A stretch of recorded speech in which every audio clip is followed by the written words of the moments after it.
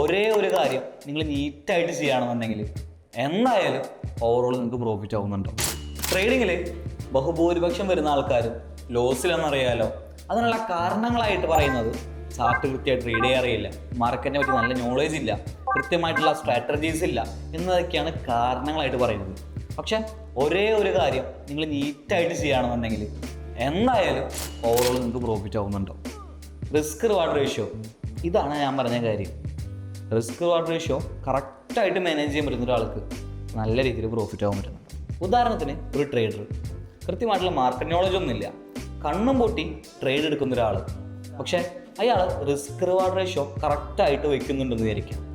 അങ്ങനെയാണെന്നുണ്ടെങ്കിൽ അയാളുടെ 10 ട്രേഡിൽ വെറും 3 പ്രോഫിറ്റ് ആയാൽ മതി. വെറും 3 ട്രേഡ് മാത്രം. ഇതിൻ്റെ ബാക്കിലുള്ള കണക്ക് ഞാൻ പറഞ്ഞു തരാം. റിസ്ക് റിവാർഡ് റേഷ്യോ 1:3 വയ്ക്കാം. ഉദാഹരണത്തിന് 100 രൂപ സ്റ്റോപ്പ് ലോസ് ആണെന്നുണ്ടെങ്കിൽ ടാർഗറ്റായിട്ട് 300 രൂപയായിരിക്കും. ക്ലിയർ ആയല്ലോ?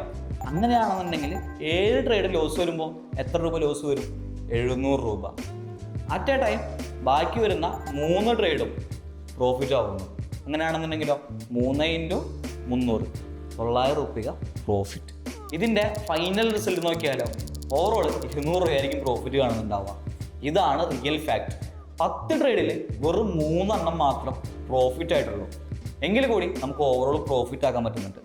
ഇതിൽ നിന്ന് ആക്ച്വലി എന്താ മനസ്സിലാക്കേണ്ടത്? മാർക്കറ്റിൽ വിജയിക്കണമെന്നുണ്ടെങ്കിൽ നിങ്ങൾ എടുക്കുന്ന എല്ലാ ട്രേഡും പ്രോഫിറ്റ് ആവണമെന്നില്ല. മറിച്ച് നിങ്ങൾ എടുക്കുന്ന ഓരോ ട്രേഡിലും കൃത്യമായിട്ടുള്ള സ്റ്റോപ്പ് ലോസ് മെയിൻറ്റെയിൻ ചെയ്യാൻ പറ്റണം. ആ സ്റ്റോപ്പ് ലോസിനേക്കാൾ കൂടുതലായിരിക്കണം നിങ്ങളുടെ ടാർഗറ്റ്.